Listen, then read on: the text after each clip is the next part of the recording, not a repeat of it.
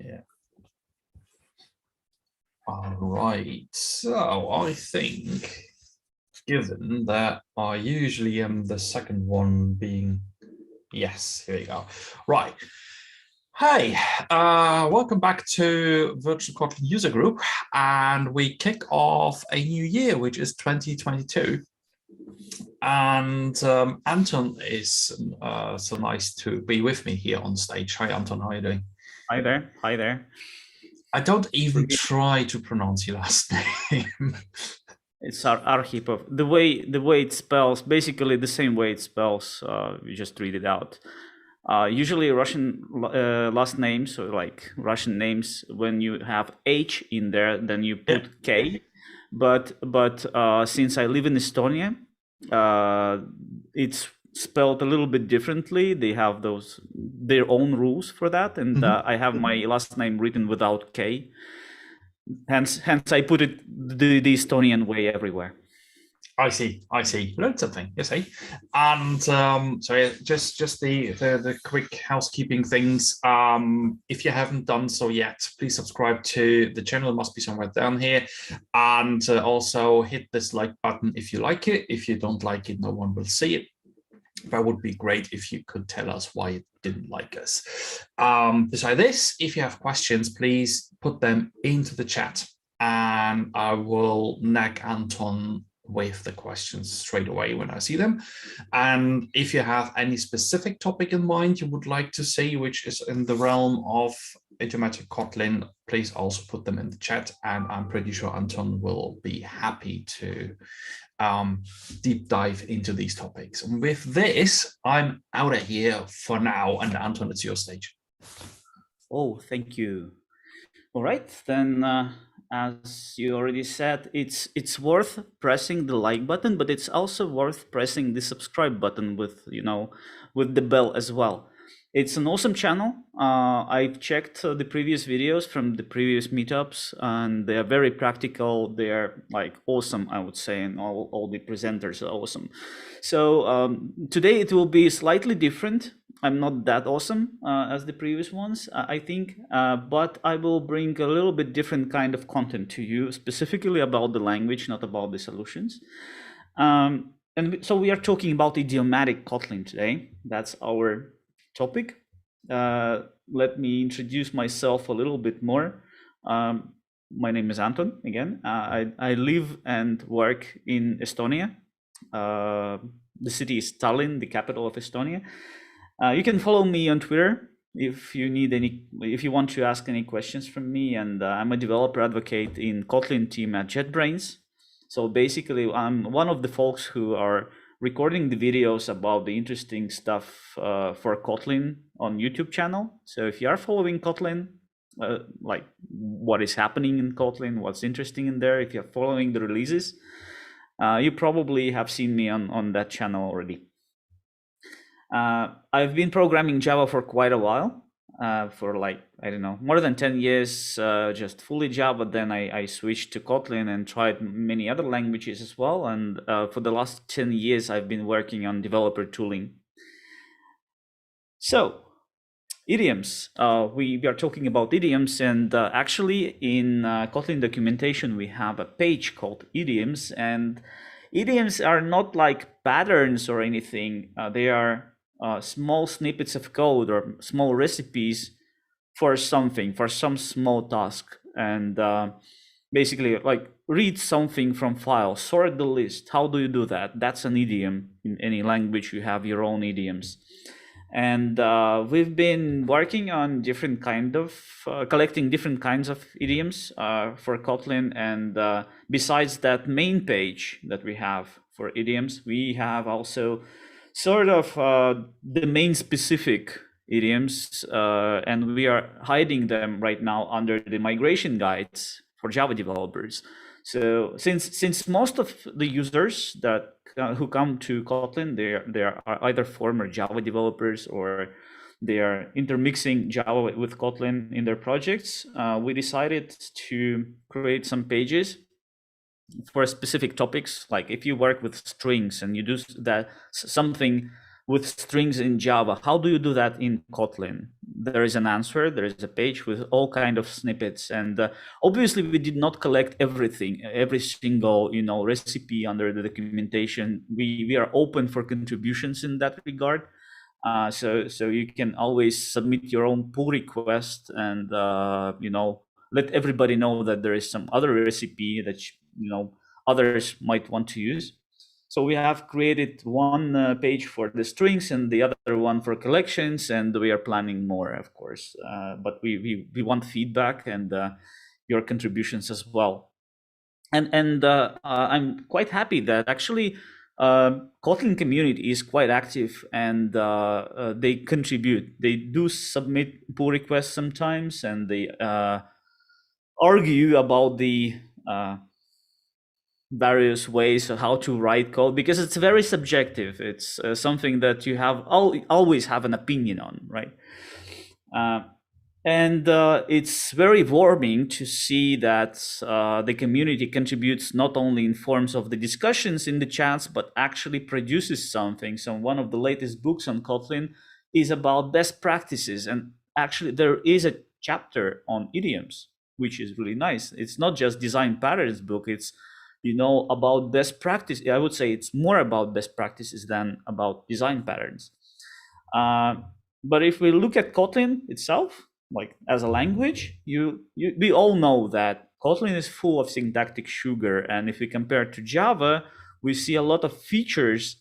There is a long list that is full of syntactic sugar features. And like if you try to pick one, the single one, Holger, what's your favorite feature in Kotlin? Oh boy, there are so many. I love the null safety. Smart casts are amazing, and so I do I have to choose one? Well, if you had to choose one single feature over Java in Kotlin, what would it be? Null safety. It has to be very important. Yeah, that's my choice. That's my choice as well, because it's the single most important feature that adds value, right? Yep. All right, let's go further. And where those syntactic sugar features really shine is when they are combined, and we can see that in DSLs, right?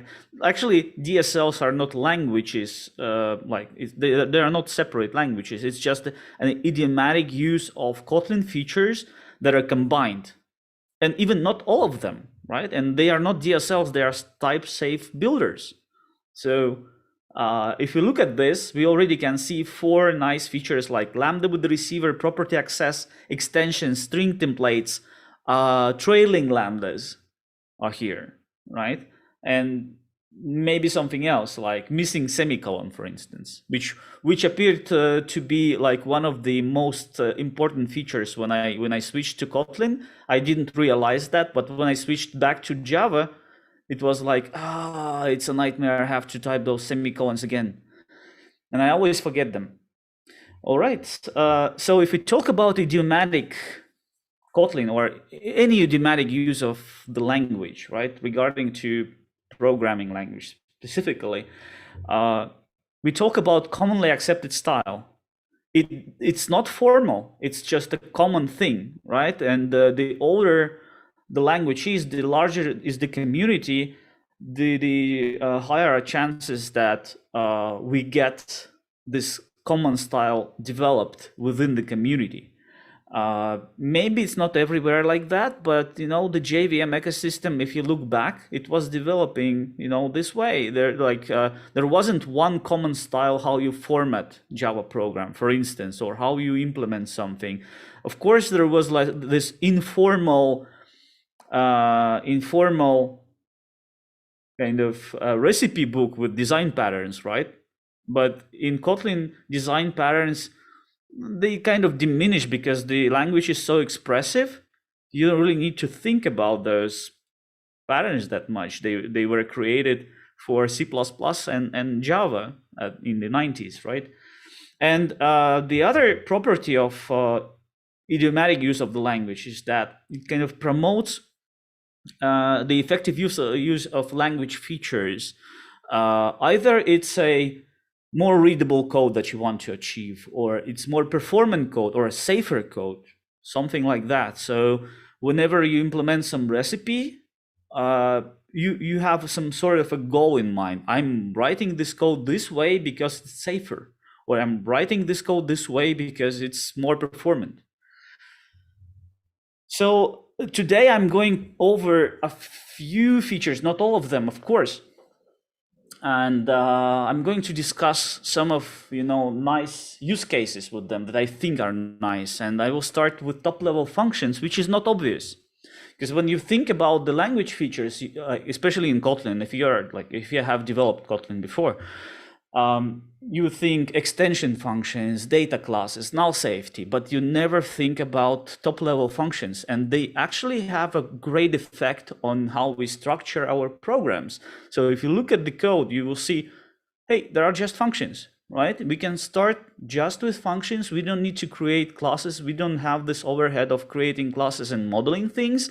We start introducing classes only when we actually need to work with the domain or start passing some context around, right? And before that, we just can use functions to implement the behavior.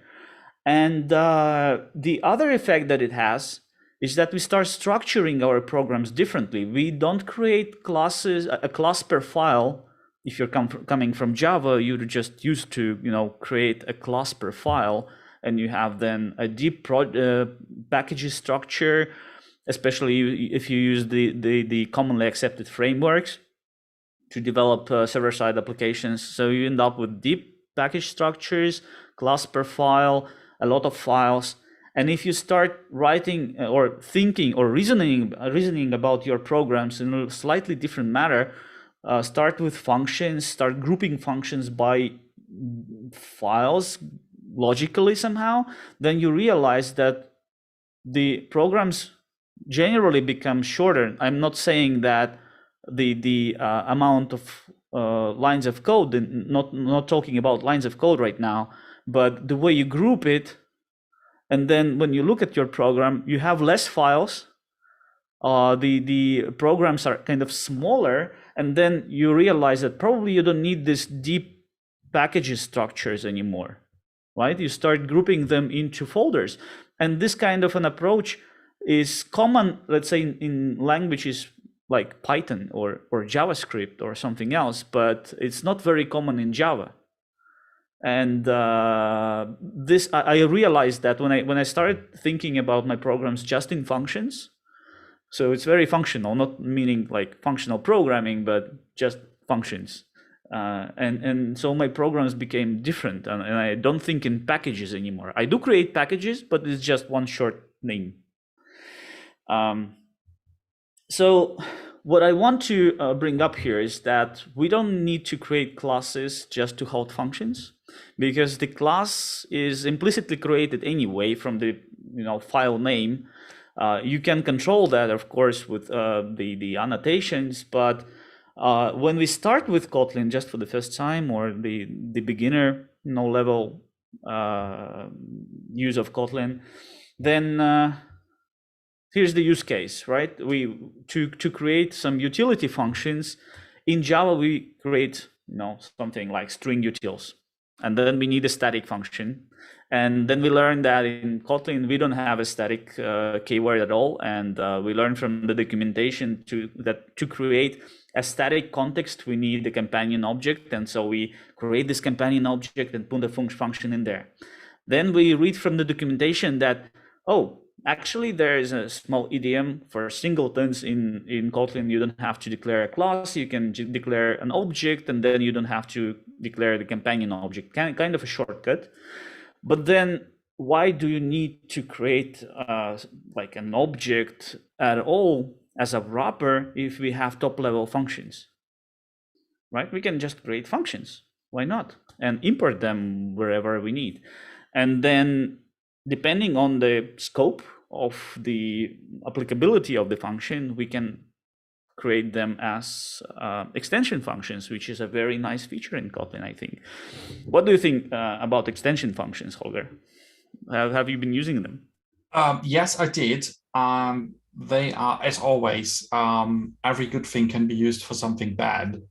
If you overdo it with extension functions, and I've seen such a code base, you can be in really, really deep water quickly.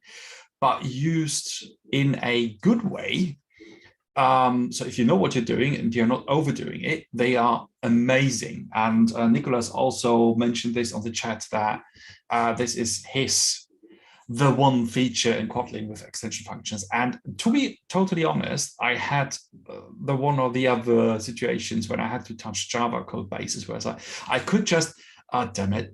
And so yeah, you have to be aware of what you're doing and be a bit careful around this. That there might be we in Java we try to abstract this, right? So we try to have this encapsulated in this class. This is meant to be closed from the functional side, and we dig into this and we overwrite this, but still good stuff. Right.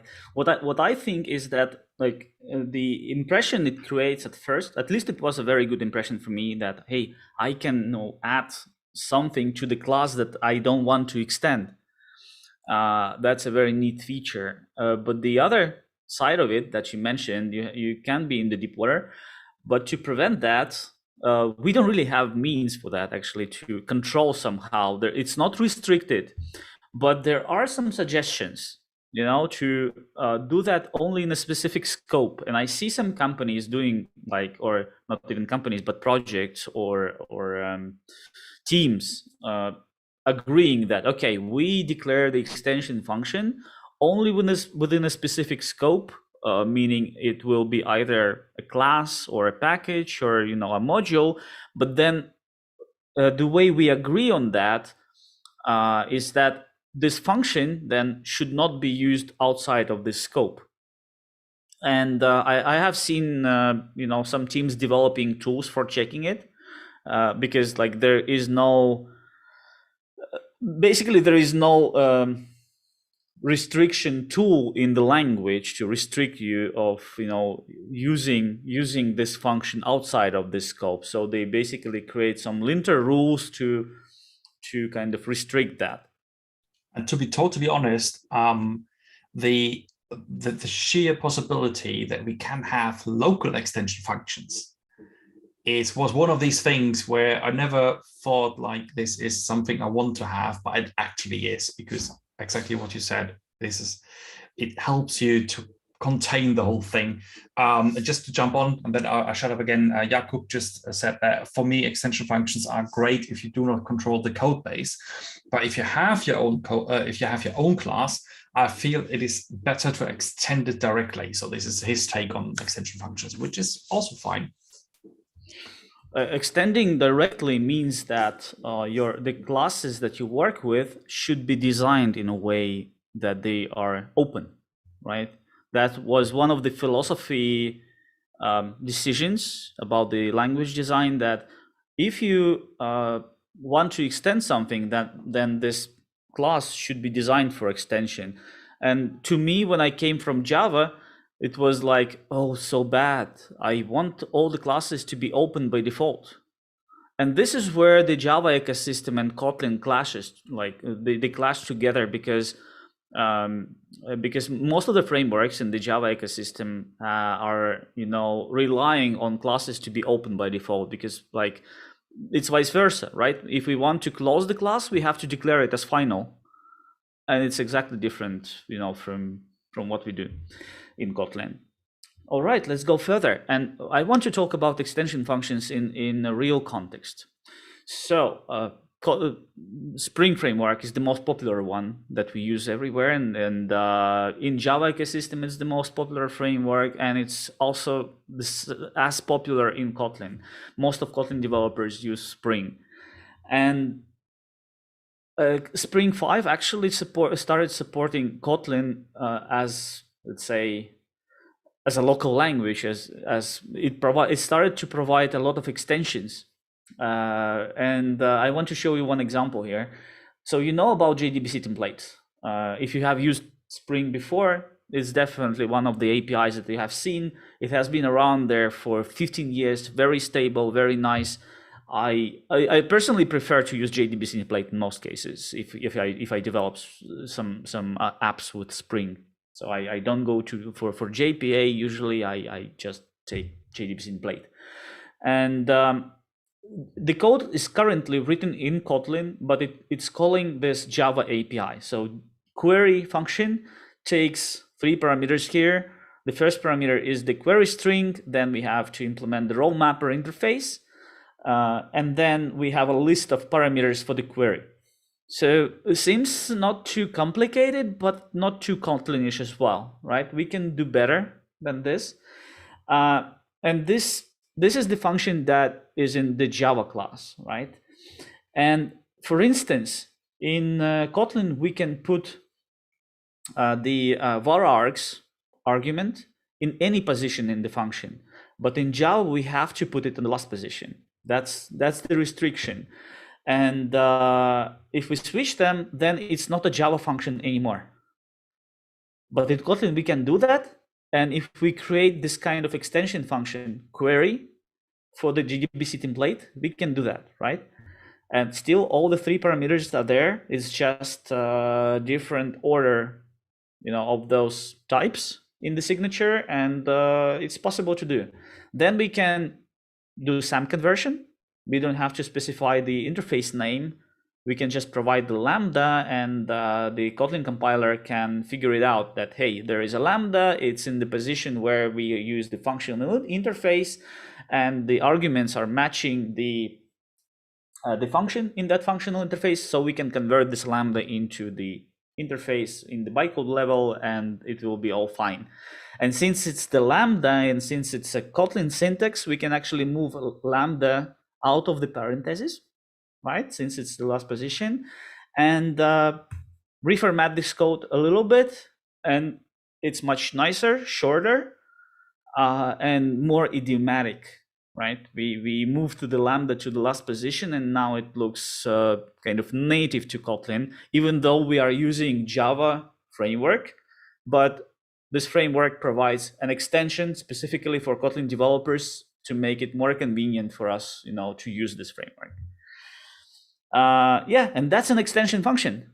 And they provide, I wouldn't say it's so many of them yet, but there are I think 8 packages altogether that they have in the documentation, and most of them are for this JDBC package, but there is some more for Spring MVC, I think, for some core APIs as well. Okay, since we are talking about extension functions already, actually extension functions are everywhere in Kotlin, and the scope functions, most of them are implemented as extension functions.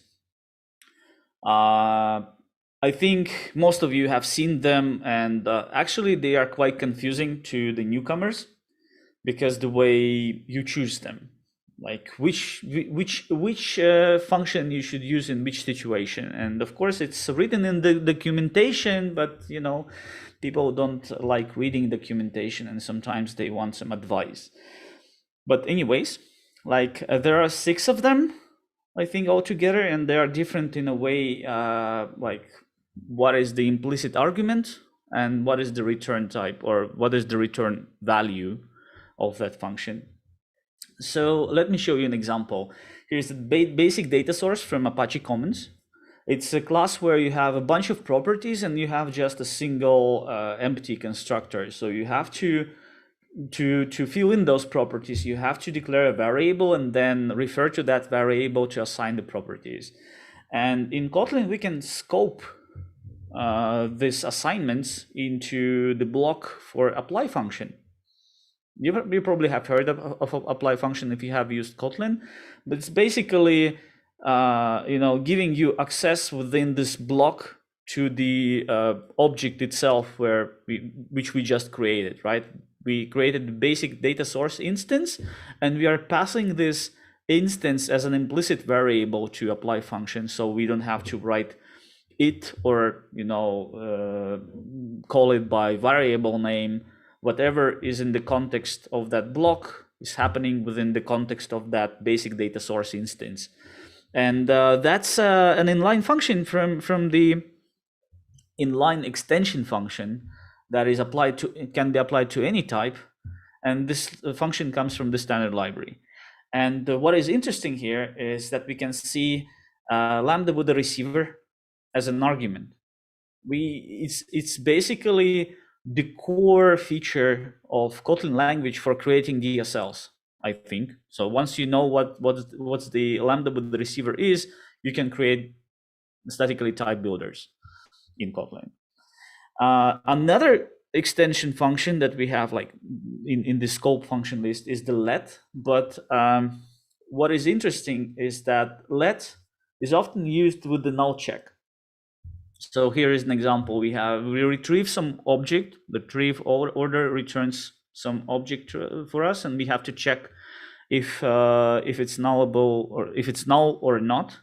Assume that retrieve order can return null, and then we want to refer to some field in that object. So with let, we can actually write the same code, but without declaring an extra variable for that. Seems to be like a very small win and not that significant when you look at this code. And maybe it's not even that simply readable when you see it for the first time compared to the simple if check. But if there is a lot of code, you can actually win quite a lot with that. For the simple example, it doesn't seem to be that obvious, but when there is a lot of code, it might be a significant change. So selecting the function depends on the object reference that you get inside the block of code supplied as an argument to the scope function. Either it's it or this. I like those functions that supply this, because then I don't have to type it all the time. And then the return value might be different. Either it's the object itself that we are calling this function on, or the result of the expression within the lambda. So it depends what would you like to do with this. But when people learn about those functions, they start sometimes doing weird things. Here's an example from the real code. I have seen like make directory accepts the string as a path for the file system, and then the code is assumed to create a directory, and that let function is definitely excessive, right? We could have just supplied a path as an argument to file. Why would you need to call this let function and then supply file constructor as a block of code? It seems weird. So if people start writing this kind of code, it goes out of hand very quickly, and it's better just to write this simple code that you would otherwise write in Java. But this one is also okay. Just you have to detect what's an overhead, like which one you actually can amend from the expression. Okay, what do you think about those scope functions, like Holger? Have you seen people being confused with them, or? Well, I'm still one of them. I always have to look them up. This might be because I have to deal with Java at the moment again, but yeah. Yes, and I've seen a lot of discussions around what to use and what not. This is why I had to smile when you brought up the examples. But overall, they are really nice to use, and they do have their they are there for reasons. Especially apply is something I like to use in code bases. I see. I have seen some idioms like the example here, right? When you create an object and you want to return it as a result, but then also you would like to do something, and it feels very native when you say, okay, I return this object, but also I will do some sort of logging, let's say, or I commit a transaction. Yes. So it even reads better, and you naturally understand what the code is doing. Yeah. But I have my own bias against also function. When I see it, I'm always suspicious, like why are you doing this? So there has to be a reason. Since we are talking about functions, actually, in Kotlin, there is a very nice tool of creating default values, declaring default values for the arguments, and also using names for those parameters. And well, we know why we are doing this in most cases, because in Java, like when we implement something the Java way, we create overloaded functions for the default values because there is no default values. And I would say it's like 80 or 90% of the cases where we are doing this when we need the default values, right? Of course, there are cases where default values wouldn't do the trick because the logic is different, maybe. But then it would be a question to your application design. Why are you doing overloading, but the logic is different? So, but since we have default argument values, we can just supply that in the signature, and then it's fine. We can just use the function as is. But there are cases a little bit more complicated than that, where named parameters are coming into the game. So for instance, we have a constructor with more parameters and all of them have default values, right? And then we want to create a new cube, but it should be red, for instance, and we supply a little bit different description as well. This invocation will result in a compilation error because the compiler cannot tell which parameter are you trying to override. In this specific case, by the way, if the compiler was smarter, then it would match that, hey, we are overriding the color and the description is a string and the first arguments in the real constructor are integers. Then maybe with some heuristics, it would be, feasible to compile this code.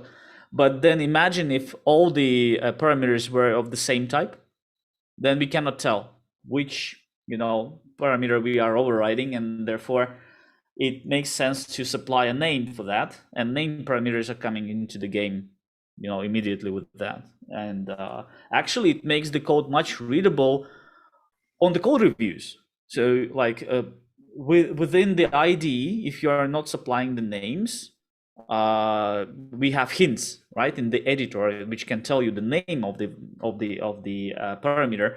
But if you are doing a code review in some web interface that is not that smart, that cannot show you the hints, then well, using name parameters is pretty good. You wanted to say something, Holger? Yes, yeah. I wanted to. Actually, Darius said something or asked something. Are there any plans? Are there any plans on reflection access to the default values? Maybe with the new compiler, currently it is not possible due to the implementation. Oh, that's a very good question. I never thought about this, but this is something to ask from the compiler team. I think they need to supply something in the class format to support reflection calls for that. Or it's not even the reflection, it's the introspection, I think, right?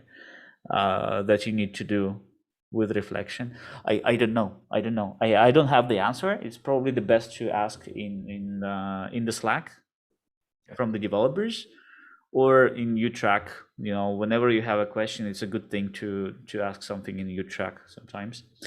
Right. Okay, so to give you a summary, default arguments are good, named arguments are good, right?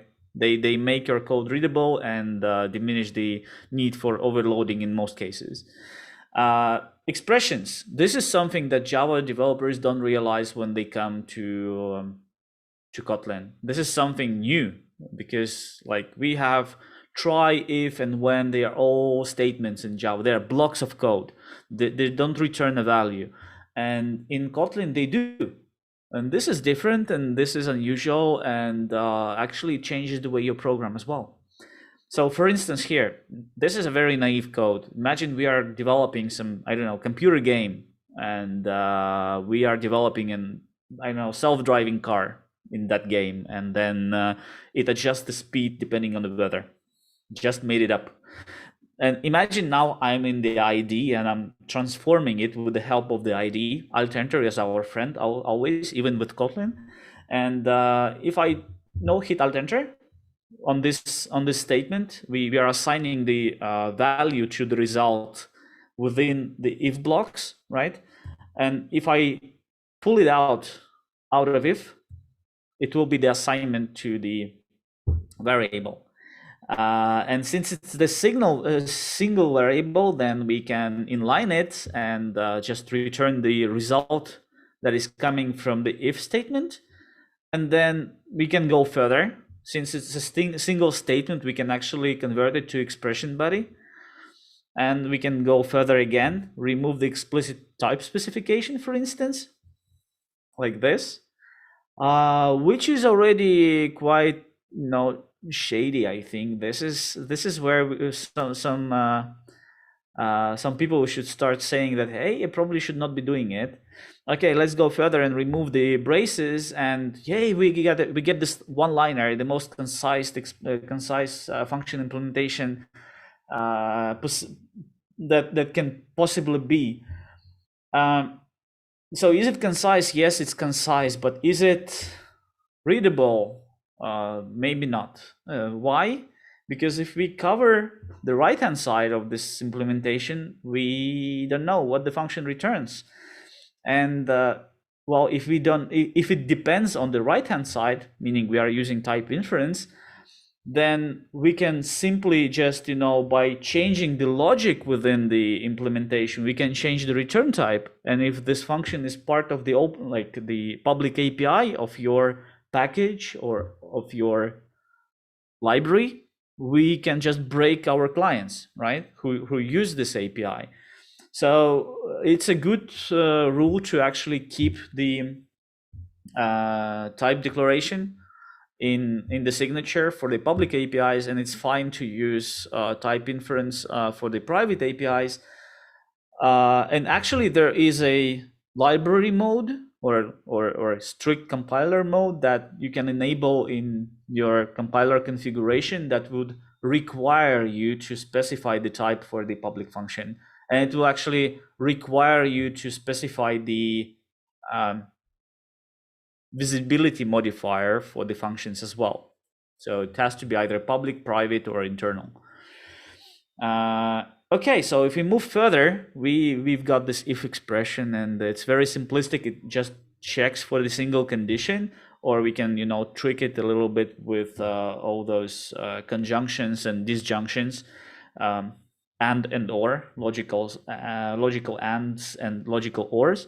But if we have more things to check, it makes sense to switch to when expression, which can be used as an expression and as a statement, both. So it can return a value, and it can be just used as a switch on steroids.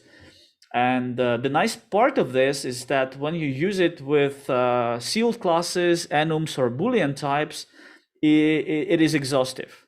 So when it's used as an expression and you don't cover all the options for the sealed class or enum or Boolean, it will be a compilation error.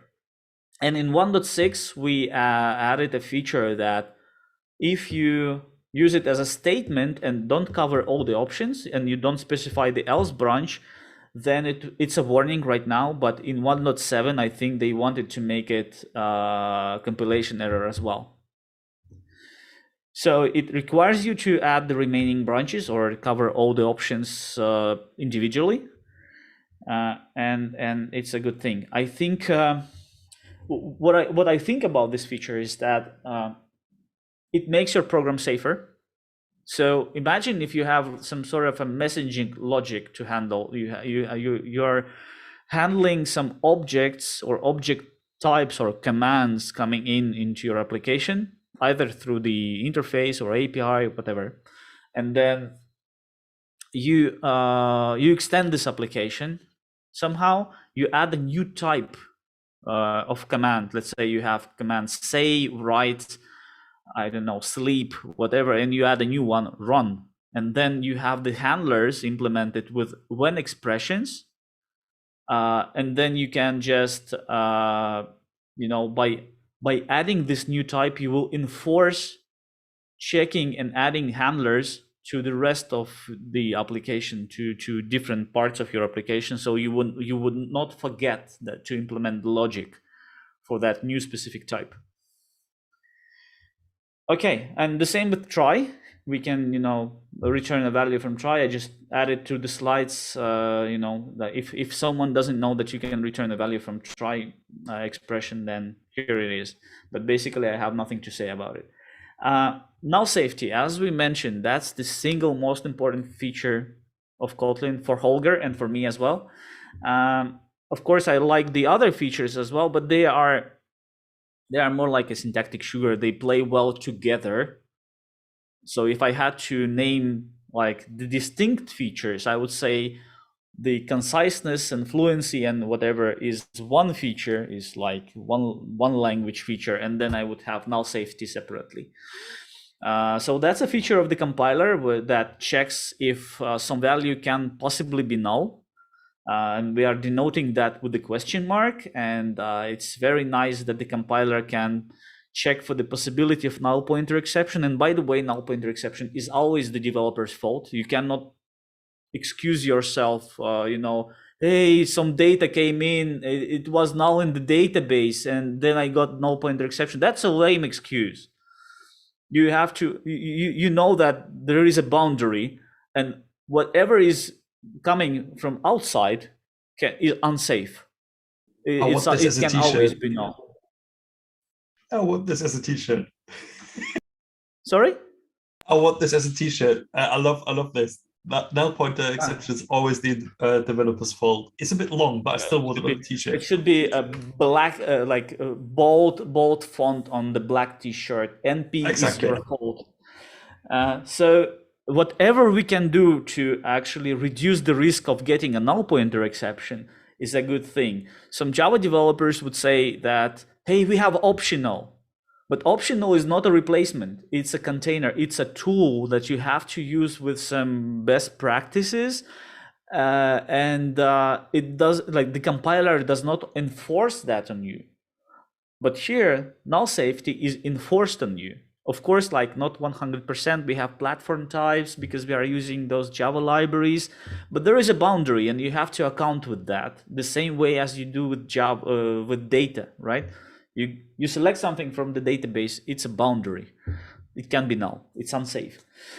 But it's not enough to just, provide you with those data flow analysis in the compiler. We need to give you some tools for working with that in a more convenient manner.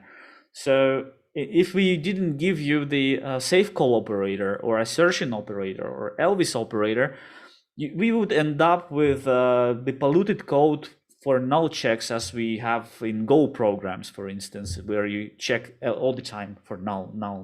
If not null, do something. Instead, we have this safe call operator and Elvis operator to make this more concise, readable, safe, and nice.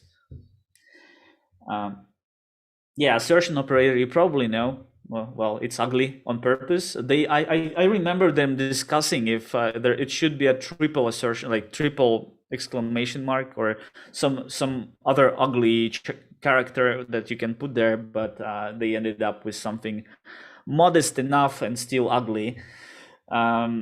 It's considered an anti-pattern. We still give you like a tool to overcome some obstacle, but if you see a double exclamation mark in your program, it should be a sign for you that you have to change something. And usually I see that in unit tests or in some code that relies on some framework lifecycle. So for instance, if we are writing tests, then it's often like we know that the value will be assigned in a setup method, for instance, like before the test execution, and therefore we know that yes, we can use this exclamation mark or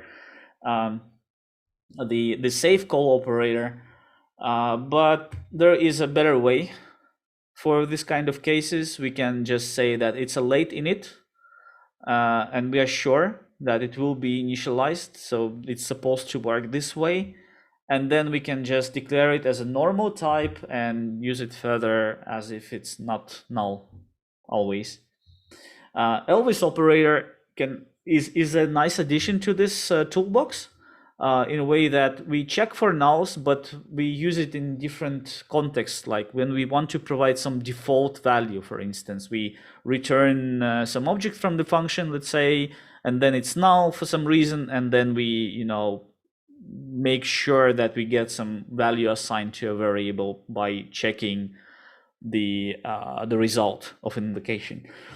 Or in some other places, we can use return the Elvis operator for returning or throwing an exception. For instance, here we have an example wherever we check for null, and then if we replace that, we get this, right? We like left hand side checks for null, and then we if it's true, if it's really null, then we execute the right hand side.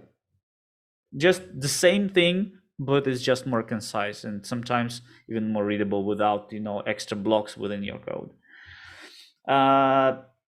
Regarding to safety, there's this SafeCast operator as well. Like in this example here, we are casting some object to a command type, and then it would throw a class cast exception.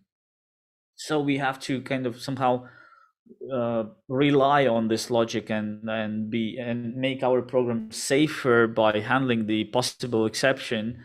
In here, when we use the SafeCast operator with this question mark, the operation, if the class cast fails, returns null, and we already know how to work with nulls with safe call operators and Elvis operator.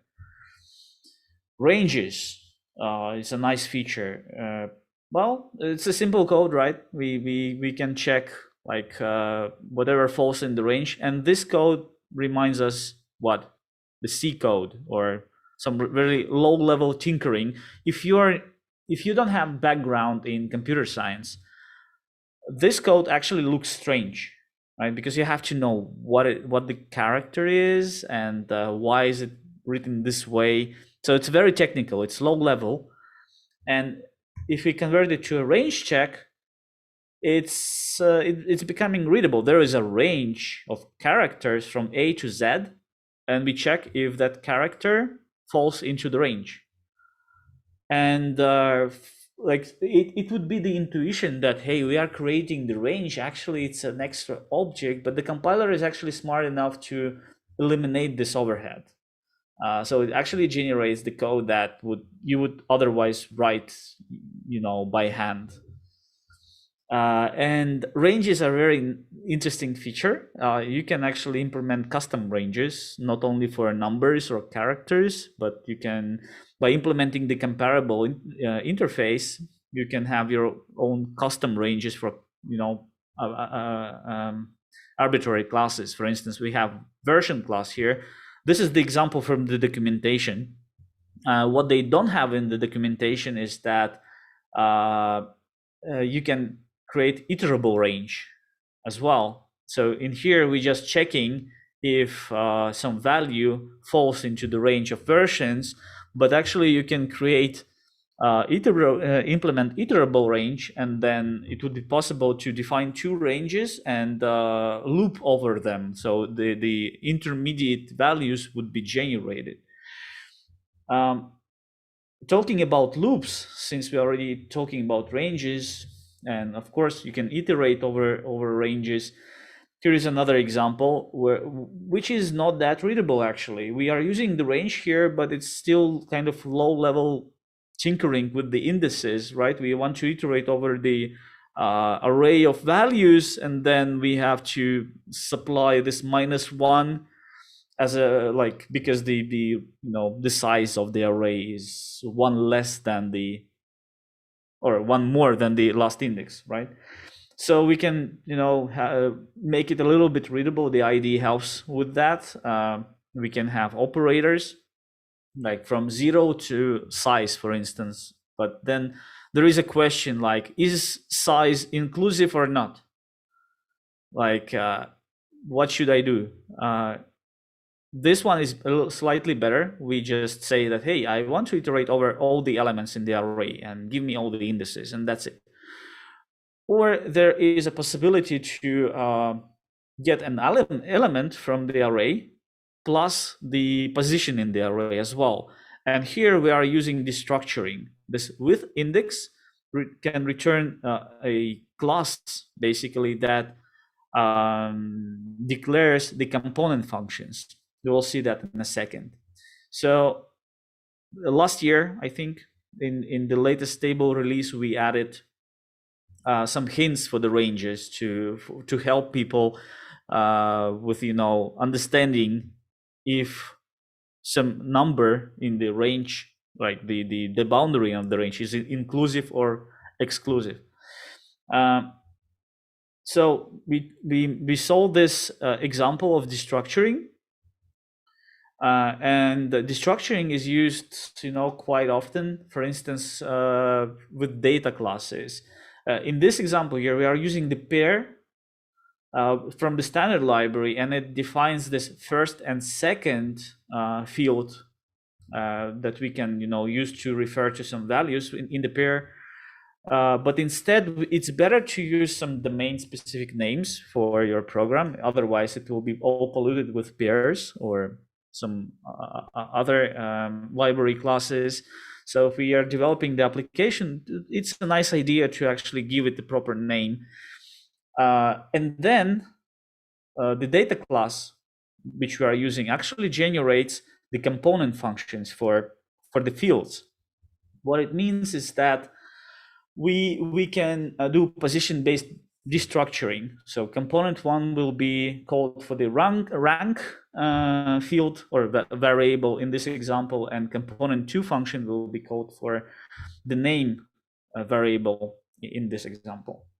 And destructuring can be used not only for variable declarations, but also in the loops. We have seen that in the ranges example. So for instance, when we iterate over maps, instead of iterating over the map entries and referring to the individual properties of that entry, we can just immediately destructure the map into the key and value, and then refer to them directly. That's a very nice feature. And same thing actually works with lists. Some standard library functions are provided for that. So like the list interface actually defines 5 component functions, and if you have a list that only holds up to 5 elements, you can do destructuring on that as well. Standard library is pretty nice in Kotlin and builds on top of the standard library from Java actually, and provides a lot of extensions to that. But I think I'm not going to I'm not going to go into different examples with that. On YouTube channel, and actually in our blog as well, we have been providing a lot of examples by using advent of code challenges. It's actually nice to learn about the language features and the standard library features by setting up a challenge for yourself as like a task that we want to solve, and while solving it, we would learn something new.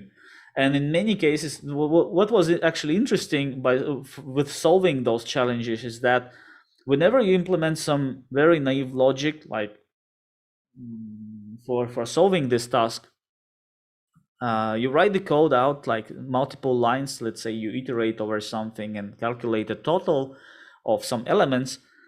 There is almost always a standard library function for this purpose that you might not know. So it's nice to go over those blogs and videos on our YouTube channel, for instance here, right? Idiomatic Kotlin, solving advent of code puzzlers, or we also have this standard library Safari playlist where we demonstrate the standard library features.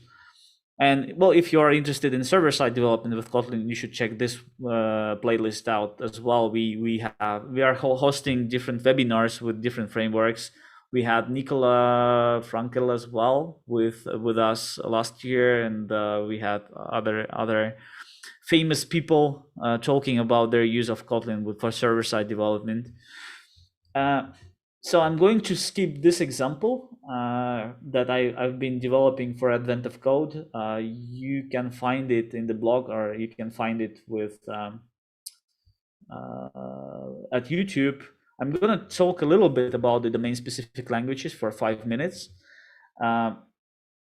So as I said, they are not languages. If we talk about Kotlin, or like the internal domain-specific languages, they're basically limited within the expressiveness of the host language. In this case, it's Kotlin, and basically, even in the standard library, we have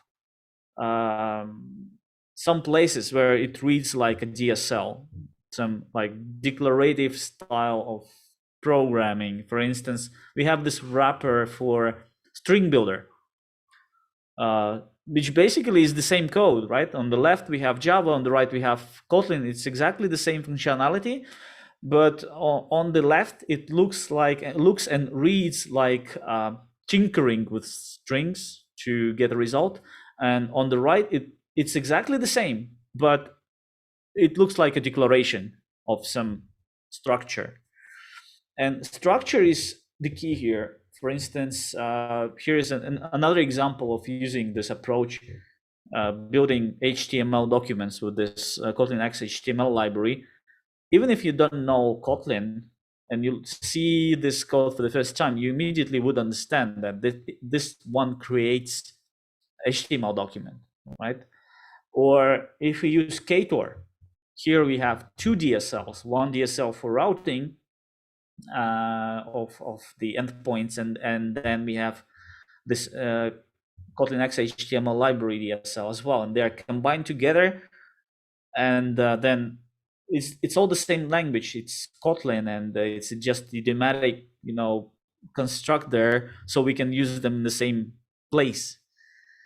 It's not a different grammar, and the key to that is the lambda with the receiver. So if you, as I said, if you know how to use lambda with the receiver, how to apply it in your functions and the declarations, then you already know how to create those DSLs. I have an example that I usually show in live code, but I don't want to spend that much time. It would require like another half an hour. But basically, we can start with this example where we have Java classes, and it's Java code here, and then convert it directly with the help of the IDE converter into Kotlin. We can just, it would just remove some of the things like semicolons and the new keyword. It would replace the type declaration with vowels, and then property access syntax instead of setters and getters, and that's it. String template as well. But when we try using the scope functions, the extension functions, and we restructure this code a little bit, we can get to this. We can use apply function, and then basically create a little bit more structure, a little bit more nesting, and then if we abstract those apply function calls into some domain specific logic, let's say we extract them into extension functions for the types that we are using in this DSL, it becomes this. It becomes a very nicely readable document like JSON-like code that is pretty easy to look at and immediately understand what it does. In the number of lines, it would not save you a lot compared to the initial example, but it's definitely the terseness of the code. It's less characters and it has structure. So it was actually my last slide.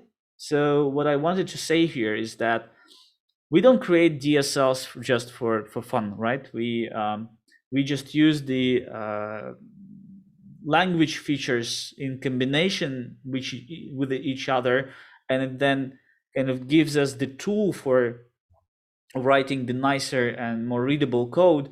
But it doesn't mean that our code becomes simpler. In this case, because we have extracted a bunch of extension functions for those types. And here we have to ask ourselves if it makes sense at all. Like, are we going to reuse these functions or not? So if we can reuse this like in multiple places in our application, then it makes sense. If we can extract it into a library and reuse in different projects, then it makes sense. But otherwise, if we just need to do that in one place and we introduce complexity in our code, then we are kind of raising the barrier for the newcomers who just would come to our project and would see it for the first time. Maybe they are not familiar with Kotlin that much. So there's definitely a thin line, which features you want to use and which features you want to kind of isolate into more advanced piece of your project. But this is one of the places you have to ask yourself if you are doing the right thing. With that, I want to finish. And I'm really happy that you've been listening to me for all this hour. And if there are more questions, I would be happy to answer or discuss something. Let's see, what does Nicholas say? I never understood the big benefits of having to develop two applications. Okay, yeah, this is down to, so we got kind of in the discussion around server-side rendered HTML. And now Nicholas just mentioned that he actually never really got this thing, to have this in two places, but I think this is a too large topic to dig into over a few minutes. I think there are so many different situations and preferences how you do that. So it's just one option. Yeah.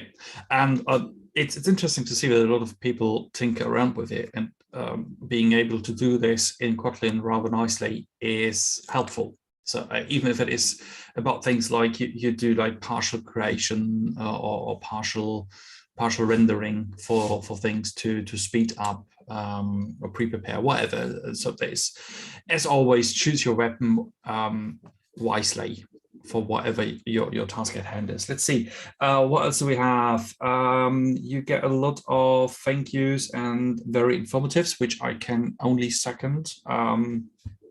It was definitely great. I learned a lot. So there were like the null safe casting was a epiphany. I wasn't aware of that. No, I know. Marcel has a great but loaded question.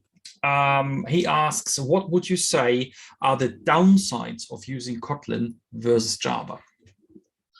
For me personally, the first downside is the IDE support and compilation time.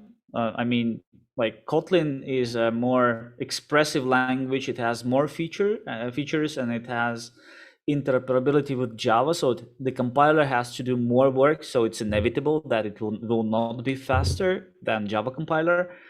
But for the IDE, it depends on the compiler performance. And in the new compiler, we are developing the new front end, which is expected to be a bit more performant and optimized for the use cases that we need in the IDE, not for building the whole application, but when you change something just for the snippets of code, then this new front end is optimized for those use cases as well, and therefore the IDE plugin performance should also improve. And but what I'm missing sometimes is actually not the performance, but really the features that I have for Java. For instance, chain completion or completion by the first letters in the expression that I have in Java. It's sort of an advanced feature, and not even like advanced users of the IDE with Java know about it.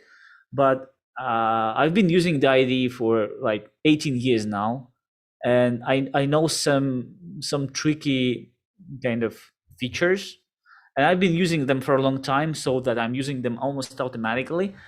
And like hitting the auto completion twice how would you even come up with this, right? But I just learned it. And some of those kind of tricky features in the IDE are not implemented for Kotlin. And when I was switching, starting developing more with Kotlin, that was kind of a pain point. But now I'm either kind of getting used to that. Okay, I don't have this feature, and I'm writing like recently. I think I haven't been writing any Java code for almost a year now. Well, sometimes I change something like single lines of code, but not really writing the logic. And somehow I'm getting used to that. But it's slightly disappointing that the